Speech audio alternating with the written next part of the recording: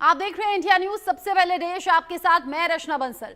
जम्मू कश्मीर में अब ढूंढ ढूंढ कर और चुन चुन कर आतंकियों को मारा जा रहा है, खत्म किया जा रहा है। छुपे हुए आतंकियों को उनके बिल से बाहर निकाला जा रहा है, उनका दी एंड हो रहा है और उसकी तमाम तस्वीरें और खबरें सामने आ रही हैं।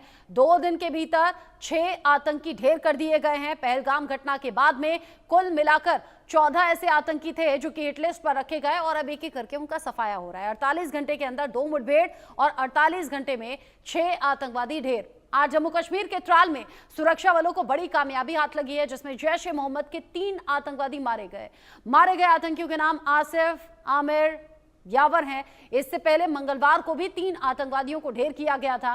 सुरक्षा बलों की हिट लिस्ट में 14 आतंकी, 6 खत्म हो गए हैं, 8 की तलाश अभी बाकी है। बाकी बचे हुए 8 आतंकियों को जल्द ही खत्म कर दिया जाएगा, ये दावा है। इलाके में सर्च ऑपरेशन सेना चला रही है। ये तय है कि बचे हुए आतंकियों का न सिर्फ सफाया होगा बल्कि उनके जरिए बाकी आतंकियों तक भी सुरक्षा बल पहुंचेंगे। आपको बता दें कि इनमें से कुछ आतंकियों का घर विस्फोट से उड़ाया भी जा चुका है। ये आतंकी पाकिस्तान के आतंकियों को मदद मुहैया कराते थे, लेकिन ये छिपकर भी बच नहीं सके और सुरक्षा बलों ने आखिरकार इनका काम तमाम कर दिया। निस्त नाबूद होगा टेरर, चुन चुन कर एनकाउंटर। 6 को मारा, 8 की तलाश, आतंक का तय सर्वनाश। कश्मीर में शोपियां टू त्राल, आतंक का अंतकाल। पहलगाम में आतंकी हमले के बाद आतंकियों पर मुसीबत का पहाड़ टूट पड़ा है। चाहे देश के बाहर हो या फिर देश के अंदर, सेना ने ठान लिया है कि वो आतंकियों का सर्वनाश ही करेगी और हो भी यही रहा है। 48 घंटे के अंदर जम्मू कश्मीर में 2 एनकाउंटर में 6 आतंकी मार गिराए गए। 14 आतंकियों की हिटलिस्ट बनी है, जिनमें से 6 आतंकियों का काम तमाम कर दिया गया है। जो 8 बचे हैं उनकी तलाश जारी है और जल्द ही उन्हें भी 72 हूरों के पास भेज दिया जाएगा। ये हमला किया है उन आतंकियों को और इस हमले की साजिश रचने वालों को उनकी कल्पना से भी बड़ी सजा मिलेगी। सजा मिलकर के रहेगी। अब आतंकियों की बची खुची जमीन को भी मिट्टी में मिलाने का समय आ गया है। जम्मू कश्मीर में सेना लगातार आतंकियों का सफाया करने में लगी है। 48 घंटे के अंदर ही राज्य में दूसरी बार मुठभेड़ हुई और फिर त्राल में अब तक 3 आतंकियों को मार गिराया गया।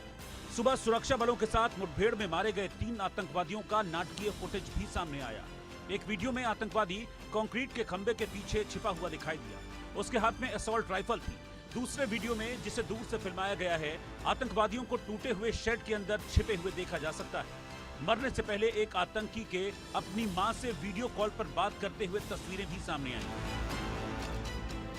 इसमें आतंकी से मां ने बार बार सरेंडर करने को कहा। जिन आतंकियों को मारा गया है उनके नाम हैं आमिर नजीर वानी, यावर अहमद भट्ट और आसिफ अहमद शेख। 2 दिन पहले मंगलवार को शोपियां में सेना के साथ मुठभेड़ में लश्कर ए तैयबा के 3 आतंकी मारे गए थे। बुधवार को केलर से भारी मात्रा में हथियारों का जखीरा भी बरामद हुआ था। ये सारे हथियार आतंकियों के ही थे। मंगलवार को एहसान अहमद शेख, शाहिद अहमद कुट्टे और अदनान शफी डार को मार गिराया गया था। हिटलिस्ट में शामिल अब 8 आतंकियों की तलाश की जा रही है। इनके नाम हैं आसिफ अहमद खांडे, नसीर अहमद वानी, आदिल रहमान डेंटो, हारिस नसीर, आमिर अहमद डार, जुबैर अहमद वानी, हारून रशीद गनी, जाकिर अहमद गनी। इन 8 को भी जल्द मौत की नींद सुला दिया जाएगा। आपको बता दें कि ऑपरेशन सिंदूर की कामयाबी के साथ ही सुरक्षा बलों ने आतंकवाद का सफाया करने के लिए सीमा पार के बाद अब घर में प्रहार शुरू कर दिया है। यानी कश्मीर घाटी में छिपे आतंकियों को उनके बिल से निकालकर उनका सफाया किया जा रहा है। Bureau report, India news. आगे बढ़ते हुए अब एक वीडियो आपको दिखा देते हैं, जो आज एक आतंकी ने मरने से पहले अपनी मां से बात करते हुए एक वीडियो कॉल की थी, उसी का ये वीडियो है। उसकी मां उसे बार बार सरेंडर करने के लिए कहती रही, लेकिन फिर भी आतंकी ने सरेंडर नहीं किया और फिर वही हुआ, आतंक का खात्मा और 3 आतंकी मारे गए। ये पूरी बातचीत क्या हुई, सुनिए जरा।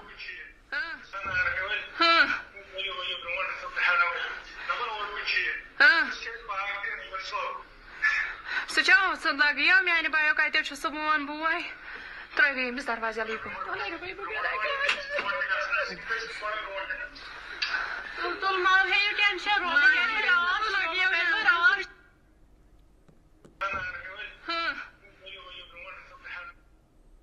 एनकाउंटर से ठीक पहले अपनी मां के साथ वीडियो कॉल पर यह आतंकी था आमिर, इसका नाम बताया जा रहा है आमिर नाजिर वानी, जो अपनी मां से बात कर रहा था। मां कह रही थी सरेंडर कर दो बेटा, कोई और ऑप्शन है नहीं, तुम सरेंडर कर दोगे तो बच जाओगे। लेकिन उसने कहा सरेंडर कर दूंगा और उसके बाद सेना पर गोली चला दी, यानी कि सुरक्षा बल जो ऑपरेशन चला रहे थे वहां गोलियां चलने लगी। फिर सेना ने भी हवाई फायरिंग किया और जो दोनों तरफ से क्रॉस फायरिंग हुई उसमें आतंकी मारे गए, आतंकी का खात्मा हुआ। ये दो तस्वीरें आप देखिए, 3 आतंकी मारे गए हैं और आतंकियों के पास से जो हथियार बरामद हुए हैं वो बताते हैं कि आगे भी किसी बड़ी आतंकी घटना को अंजाम देना था। 48 घंटे के अंदर 6 आतंकी ढेर हो गए और बाकी 8 को भी ढूंढ रही है सेना, क्योंकि पहलगाम घटना के बाद ये ऐसे 14 आतंकी थे जो हिटलिस्ट में हैं, जो न सिर्फ यहां आतंकी साजो सामान इकट्ठा कर रहे थे बल्कि सीमा पार से आए हुए आतंकियों की लगातार मदद करने का काम कर रहे थे। और उस मां ने जब आखिरी बार अपने बेटे से कहा कि सरेंडर कर दो बेटा, तो उसने कहा कर दूंगा सरेंडर, लेकिन उसके बाद सेना पर गोली चला दी और फिर अंजाम वही हुआ, आतंक का खात्मा जो आतंकी का होना भी चाहिए। इससे पहले इनके घर भी विस्फोट के जरिए उड़ा दिए गए थे, ढा दिए गए थे और अब बाकी बचे हुए 8 आतंकियों की तलाश जारी है। मेरे साथ इस पर बात करने के लिए मेजर जनरल रिटायर्ड अनुज माथुर सर जुड़ गए हैं डिफेंस एक्सपर्ट के तौर पर, साथ ही ब्रिगेडियर रिटायर्ड राजन जामवाल सर जुड़ गए हैं डिफेंस एक्सपर्ट के तौर पर। आप दोनों का इंडिया न्यूज पर बहुत स्वागत। अनुज माथुर सर, जब हम जम्मू कश्मीर में पल रहे आतंक पर बात करते हैं, सीमा पार से आने वाले आतंकियों की बात होती है, तो सबसे पहले बात होती है OGW, जो यहाँ मुल्क के होने के बावजूद आतंकियों की मदद करते रहे हैं, वो मददगार। सबसे पहले पहलगाम घटना के बाद इन्हीं ओवरग्राउंड वर्कर्स को पकड़ा गया और ढूंढा गया और 14 में से 6 तो 48 घंटे के अंदर ढेर हो गए। रचना, देखिए मैं आपको ये पहले भी हमने इस बारे में कई दफा बातचीत करी है। एक जो बहुत बड़ा इकोसिस्टम पाकिस्तान ने, वो न केवल कश्मीर में बल्कि भारत के अन्य भागों में भी है, और वो एक बहुत जबरदस्त इकोसिस्टम है जिसको कि उन्होंने तैयार किया है सालों से। ये अभी का बात नहीं है, सालों से इसमें पाकिस्तान इन्वेस्ट कर रहा है। जब से उन्होंने अपनी स्टेट गवर्नमेंट की पॉलिसी बनाई है ब्लीड इंडिया बाय 1000 कट्स, उस जमाने से 1980s में से लेकर के ये लगातार भारतवर्ष में अपनी इस ताकत को बढ़ा रहे हैं। देखिए जिस प्रकार से हेडली भारत में आए थे और 8 जगह 10 जगह वो शहरों में जाकर के उन्होंने रेकी किया, तो हर जगह उनको logistic support, administrative support, guidance, money, खाना पीना, एवरीथिंग वाज अवेलेबल। तो ये मेरा मानना है कि ये बहुत जरूरी चीज है कि हम इस नेक्सस को तोड़ें। ये जो इंफ्रास्ट्रक्चर उन्होंने तैयार कर रखा है यहाँ पे, इसको तोड़ने की जरूरत है। और खास करके आज की तारीख में जम्मू कश्मीर में इसका बहुत जबरदस्त आवश्यकता है कि इसको हम तोड़ें। ये नहीं है कि हमने इसके पहले इसको बस्ट करने की कोशिश नहीं करी है, हमेशा से करते रहे हैं। और ये मेरे ख्याल से जो सेना के ऑपरेशंस वहां हो रहे हैं, जो उनकी ग्रिड्स बनी हुई हैं, CI ग्रिड, सिटी ग्रिड वगैरह, उनका सबका एक इनहेरेंट टास्क होता है कि जो OGWs को आइडेंटिफाई करके रखें और OGWs को। अब आप देखेंगे कि मैं इसका क्या हो रहा है कि पिछले कुछ दिनों में हमें बहुत जबरदस्त इंटेलिजेंस मिलनी शुरू हो गई है वहां से।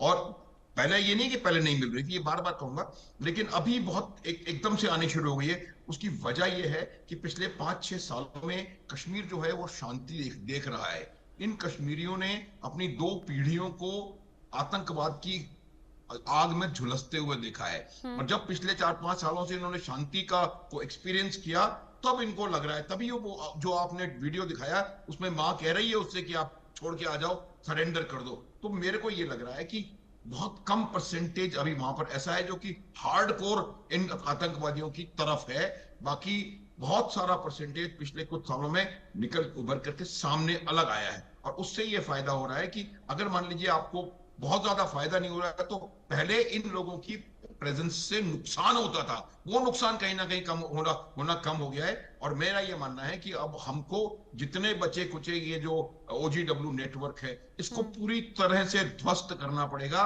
जब तक ये नेटवर्क ध्वस्त नहीं होगा रचना, आप सक्सेसफुल ऑपरेशंस कर पाने में हमेशा दिक्कत आपको पेश आएगी। लेकिन मैं बता दूं आपको कि जिस प्रकार से हम लोग ये स्वच्छता अभियान हमने चला रखा है जम्मू कश्मीर में, अभी उसको पूरे भारत में स्वच्छता अभियान को चलाने की जरूरत है। इनकी जो फंडिंग है उसको ब्लॉक करने की जरूरत है। ये जिस प्रकार से ये लोग पाकिस्तान जो टेररिस्ट का जो मदद करते हैं उसको रोकने की जरूरत है। इनके कम्युनिकेशंस पाकिस्तान से अपने पीओके जेके में जो इनके आकाओं से कम्युनिकेशन से उनको ब्रेक करने की जरूरत है। तो ये मुझे लगता है कि अब हम टेक्नोलॉजिकली और मिलिटरीली बहुत सक्षम होते जा रहे हैं और ये इस पे प्रहार चल रहा है और भी चलेगा। ये वो दीमक है, ये वो दीमक है जो घुन और दीमक जैसा काम कर रहे थे। ये वो आतंकी है जिनका खात्मा जरूरी, और दीमक जहां भी लगती है उसे खोखला कर देती है। आप इसका उदाहरण की बात करें तो मैं फिर कहूंगा कि इसका आतंक का जो मदर बी है, क्वीन बी, वो अभी भी पाकिस्तान में है। जब तक उस क्वीन बी को हम पूरी तरह से ध्वस्त नहीं करेंगे, इसीलिए तो पब्लिक डोमेन में भी बात है कि 21 ठिकाने जो टारगेट पर थे, 9 आतंकी कैंप्स पूरी तरह से तबाह हो गए। अब बचे हुए जो टारगेट हैं वहां भी हिट किया जाएगा। ये पीएम मोदी ने भी अपने संबोधन में साफ कर दिया कि आतंक तो चाहे सीमा के पार हो या इधर हो, उसका तो खात्मा होकर रहेगा। ब्रिगेडियर जामवाल, यहां पहले अपने मुल्क में रह रहे इन दीमकों को खत्म करना जरूरी था, और इसीलिए हम देख रहे हैं पहलगाम घटना के बाद एक ऑपरेशंस भी चले और अब ढूंढ कर उन आतंकियों का खात्मा भी हो रहा है। और इसके बाद हम क्या समझे, वो जो 21 में से 9 टारगेट ध्वस्त हुए, उसके बाद बाकी बचे हुए 12 तक भी पहुंचेगी सेना? देखिए, पहुंचेगी, हर जगह पहुंचेगी। आप पहले कश्मीर को समझिए। कश्मीर, हम यहाँ के रहने वाले हैं तो थोड़ा सा बाकियों से ज्यादा समझते हैं कश्मीर, और मतलब महीने में एक चक्कर लगी जाता है। कश्मीर में जो पिछले 40 साल से हुआ, 40 मतलब मैं टेररिज्म स्टार्ट होने से 10-15 साल पहले की बात कर रहा हूँ, जो इकोसिस्टम बनाया गया उसमें ये खाली घर वाले नहीं थे कि जो पैसे लेके छुपा लेते हैं या ये करते हैं, वो नहीं थे। एक प्रॉपर इकोसिस्टम जिसमें ब्यूरोक्रेसी के एलिमेंट्स, कुछ पुलिस के एलिमेंट, चाहे नीचे लेवल के हो, इंक्लूडिंग हर जिसको बोलते हैं गवर्नमेंट की इवन लोकल मीडिया भी, मतलब वो मिला के एक इकोसिस्टम था। ये पिछले 3-4 साल से जब से इनको फिल्टर आउट करना शुरू किया है, निकाल के गवर्नमेंट सर्विस से बाहर निकालने हैं।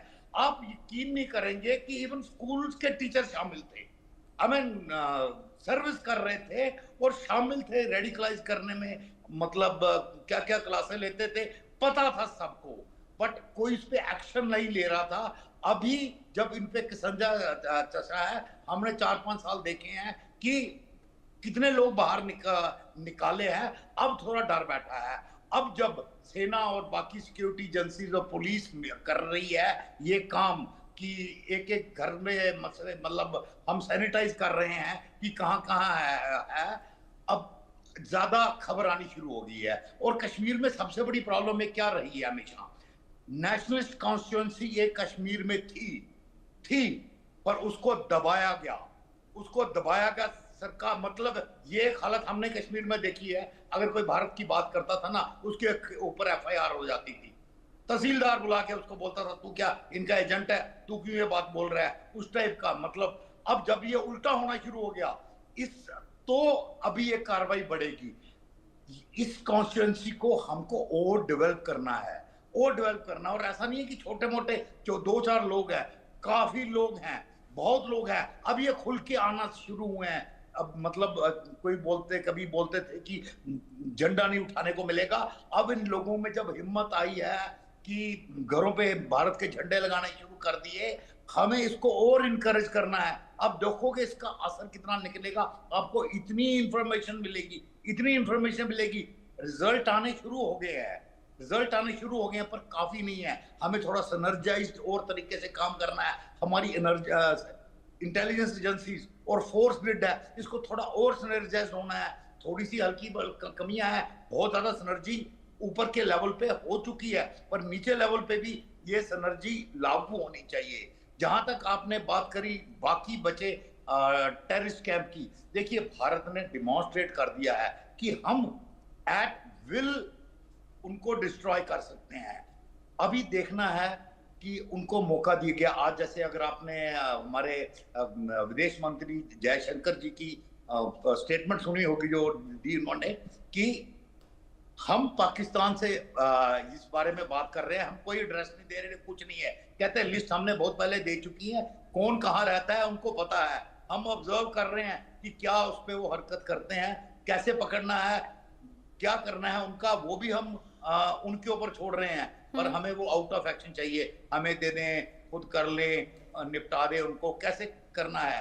तो अगर कोई कार्रवाई नहीं हुई तो ये 12 कैंप भी बिल्कुल हमारे निशाने पे हैं। 12 क्या, आप 10 और भी खड़े कर लोगे, वो भी हमारे निशाने पे है। तो इस वक्त हम बॉल पाकिस्तान के कोर्ट में है कि क्या वो खुद कार्रवाई करता है या हमको मजबूर करता है कि हम फिर घुसे। और जब तक ये कार्रवाई होती है तो बिल्कुल सही कर रहे हैं हम, तब तक अपने घर की थोड़ी सफाई कर रहे हैं। बिल्कुल, लेकिन कुछ जो कूटनीतिक फैसले भारत सरकार की तरफ से लिए गए वो अभी एज इट इज रखे गए हैं। और इन सब के बीच ही थोड़ी देर पहले डोनाल्ड ट्रंप ने ताजा बयान में ये भी कह दिया है कि भारत पाकिस्तान के बीच में वो जो सुलह कराने वाली बात थी, यानी कि जो सीज फायर वाली बात थी, उसमें क्रेडिट मेरा नहीं है, यानी मेरी वजह से सीज फायर पर बात नहीं हुई। हाँ, पिछले हफ्ते यानी कि 1 हफ्ते पहले दोनों देशों से जरूर बात हुई थी, भारत पाकिस्तान की चीजें आउट ऑफ कंट्रोल चल रही थी। ये बड़ी बात, यानी कि डोनाल्ड ट्रंप सीज फायर पर जो क्रेडिट ले रहे थे उससे पीछे हटे हैं, यू टर्न ले लिया है और